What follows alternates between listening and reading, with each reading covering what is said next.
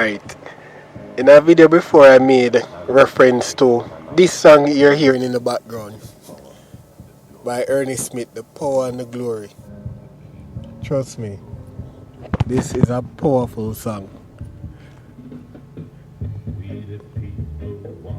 And trust me, I will leave a link to the song, but I listen to the song and I'm like, this song was done in 1972, 1975, somewhere around there. And the conditions that he's singing about has not changed in Jamaica. And the point he has made in this song really has continued years after. And I don't know. I'm just going to look at some things. The man made a song that say, as we fight one another for the power and the glory, the kingdom gone to waste. Can you believe that?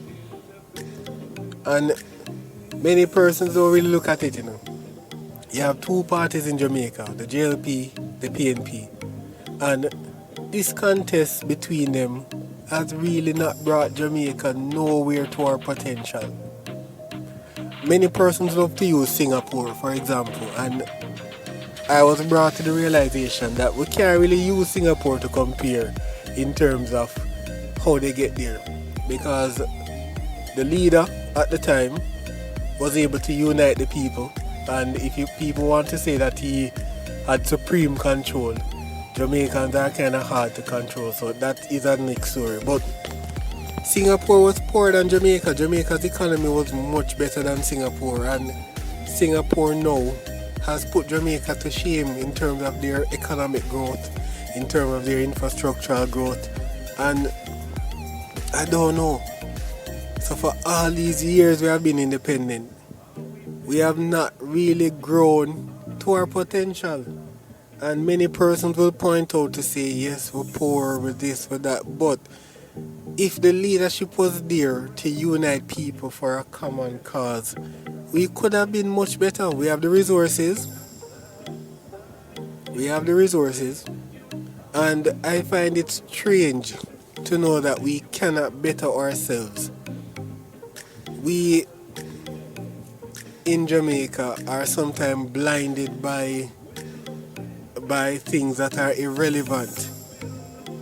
And we consistently listen to if and buts from politicians without adequately putting them in account or to account for what they promise. Because in many instances, when you have a campaign, you will hear a politician say, yes, I will give you more jobs. But if you really question that politician, jobs to do what? Many of them can't answer, because how are you going to make jobs? What are you going to have the jobs for? And in many cases, those jobs are just to build 2 cobble roads. You get a $5,000. It's nothing sustainable.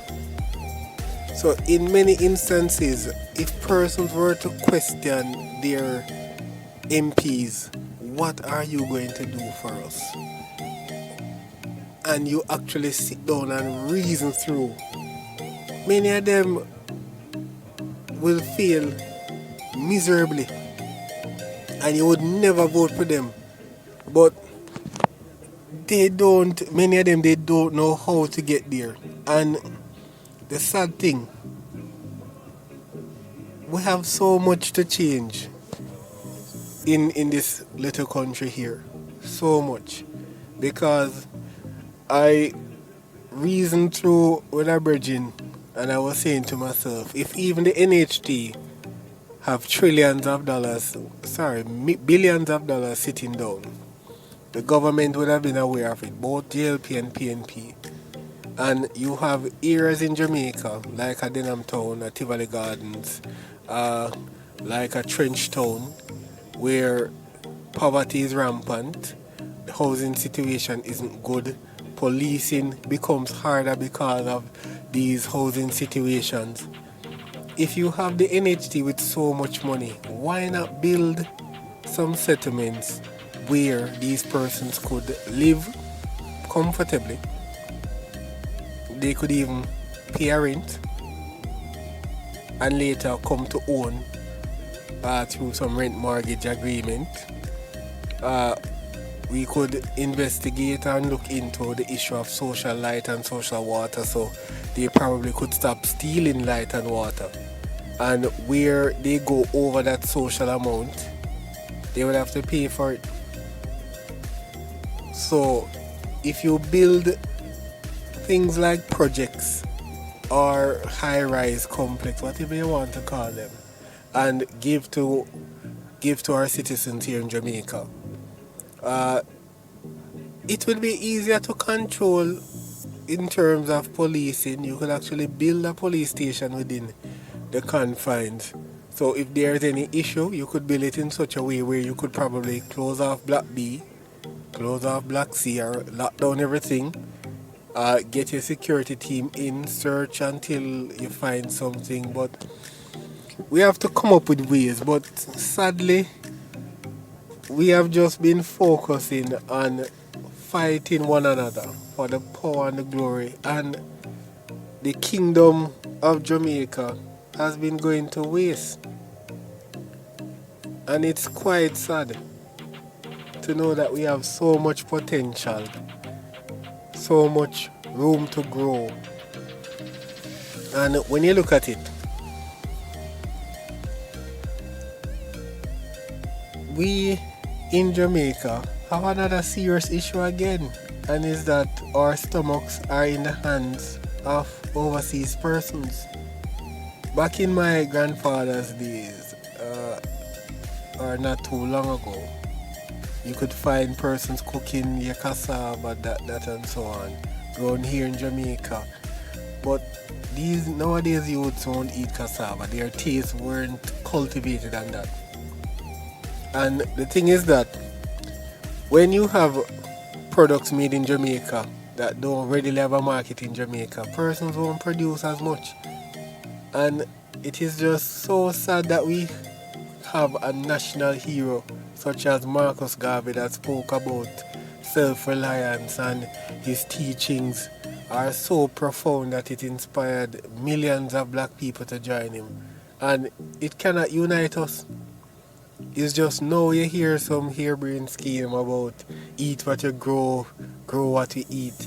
When if that was put in place and entrenched in our society, we could have been feeding ourselves. We could have been making breadfruit chips, cassava chips, instead of importing, and we could actually be feeding ourselves and importing less. So we could actually increase our agro-processing, because many persons look at agriculture as a waste of time and only dunce people can do farming. And when you look at it, the average age of farmers is very high. The replacement rate in the farming community is not as high amongst from old to young. So you'll find that many farmers are above 60. And when you look at it, we need fresher blood, fresher minds in farming to move farming from what it is to where it should be. And it is just sad to know that we don't give. But that's for our next story. But Jamaica has so much potential, trust me. Where you have crime and violence, many times we don't realize that a crime plan without real social intervention makes no sense. No matter how many officers you put on the ground, if you don't have a social mechanism in place, you cannot truly reform a place. And in many cases, poverty, an innate mindset of I need to be a shot and I need to be feared is what drives persons to these to these limits and to know that in media we only highlight the bad boys. We don't highlight the good boys because when you look at it, even in our popular music, those persons who are highlighted, which I find it so strange, are killers, murderers, shatters, dons, whatever you want to call them. And when you look at it, when you listen a song that is healing up a don that is known to do something wrong, that is sending a wrong on a very bad signal. And the sad thing is that many DJs who sing about a particular lifestyle, when they're arrested for being a don or a shutter, they oftentimes have a problem with it. And they will cry, literally, that the police is picking on them.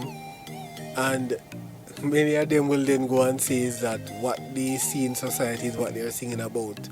But my thing is that why add any further negativity into society through your song or through your songs?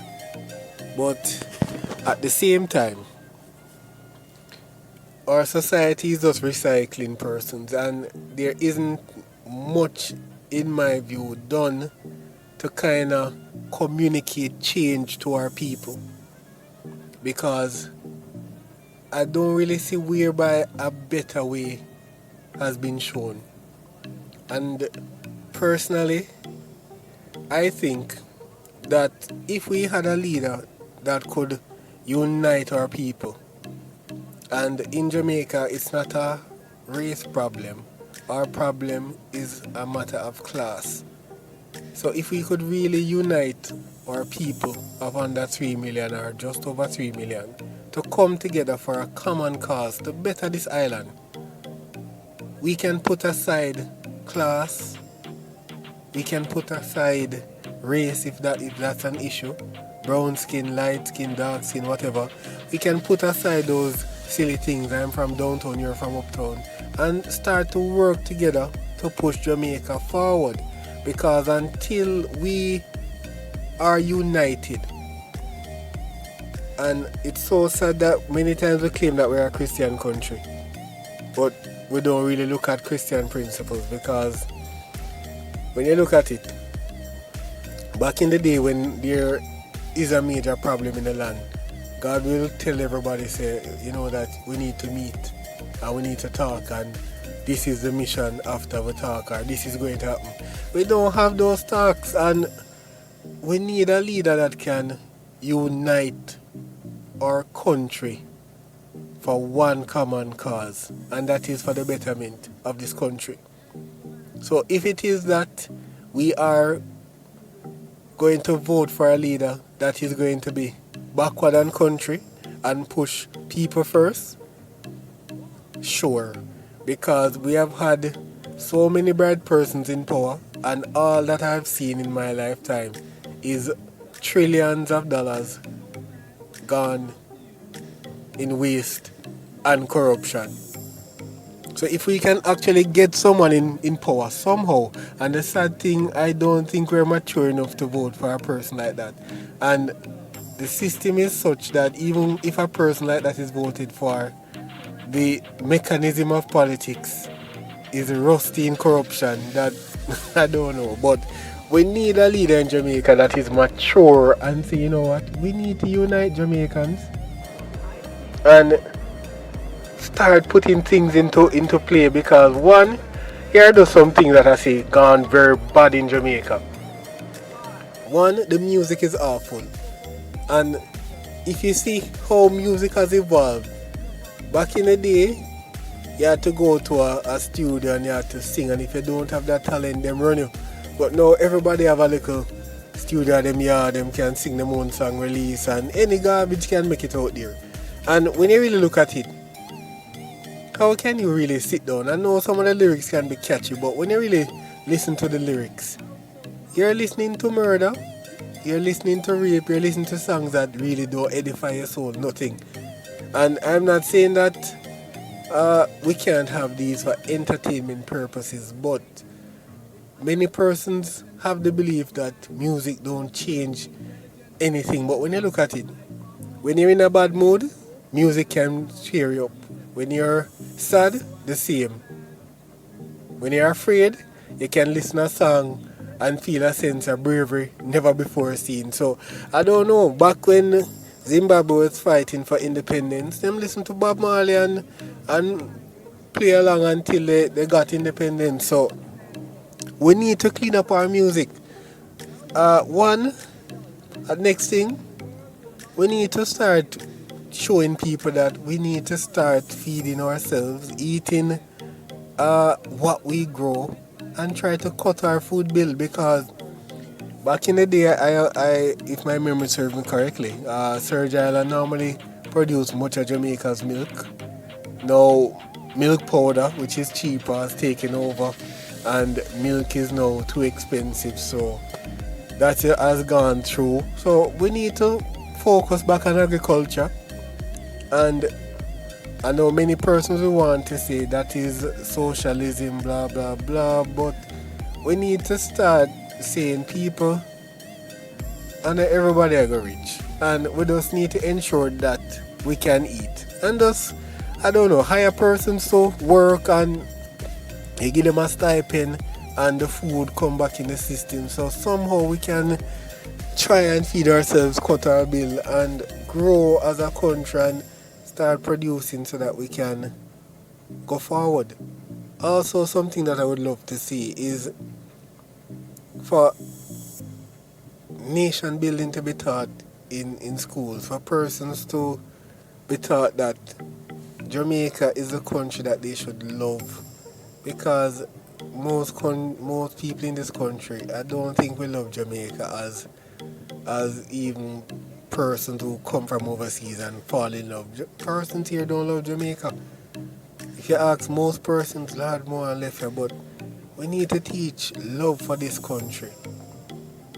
And we need for Jamaicans to have passion for nation building.